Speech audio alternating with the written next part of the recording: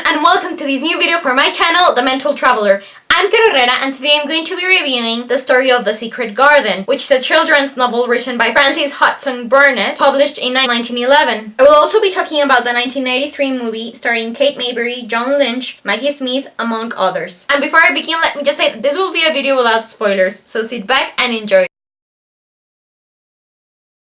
For some reason, The Secret Garden never appealed to me as a child. I remember seeing some scenes from the movie from time to time, but if I ever saw it completely, I can't remember. It wasn't until last year, when I was in my early 20s, that I finally saw the movie at long last. As an Anglophile who loves period dramas and as a history lover, whose favorite time period are the first 20 years of the 20th century. One day I just didn't know what to watch and I thought of The Secret Garden, so I gave it a chance. And that was such a wonderful decision because I utterly fell in love with it. I was fascinated by the story, by the acting, by the landscapes, by the costumes, by the music. Everything was perfect. Since then I rewatched it countless times, but it wasn't until last week that I finally read the novel it's based on. It was the first book that I read by Frances Hodgson Burnett, and I prefer the plot of The Secret Garden to that of The Little Princess.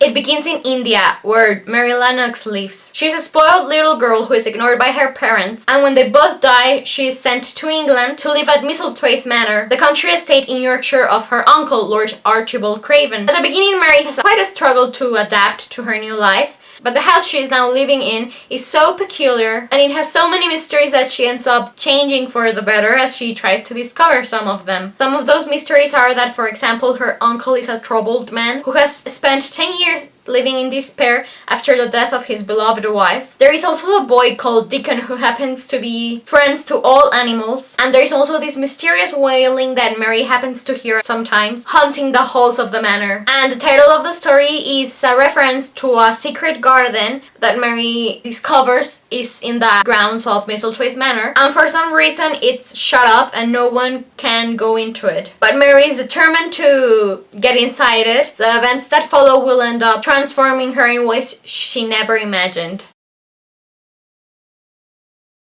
I give The Secret Garden, both the movie and the book, a 5 out of 5 stars review and highly recommend it. There are differences between the two, but I just love them both so much that I don't mind that there are differences. And as I said earlier, The Secret Garden has a lot of elements that attract me, being an Anglophile who loves period dramas and history. But I believe that the truth of the matter is just that the story has such a lovely plot that I can't help but feel enchanted by the spell it casts. And I find that in this day and age, when there is so much bad stuff happening in the world, or even among other stories that I love, which are more tragic and epic and full of drama, it's important to have stories like The Secret Garden out there to remind us all about the good and simple things in life. And I believe that The Secret Garden has that in part because it's a children's story and because it's just so pure and innocent and beautiful, but it does has its adult themes. And there is some magic to the way they are described here because they are told from the point of view of a child. For example, it has some gothic elements to it. The big empty manor in the middle of the Yorkshire moors, where a strange and haunting noise is heard throughout the house from time to time. It reminds me of Jane Eyre. Talking about Jane Eyre and its author, one of the Bronte sisters, Lord Archibald Craven, that character really appealed to me from the start. His story is fascinating and he reminds me of a Byronic hero. In any case, I believe that for the moment this is all I have to say about The Secret Garden. Please let me know what you thought of my review. If you agreed or disagreed with anything I said here, I want to know because I would love to talk about this story with you. In the description box below you can find a link to the Goodreads page for the book, as well as a link to the movie's IMDb page. Thank you very much for watching this video.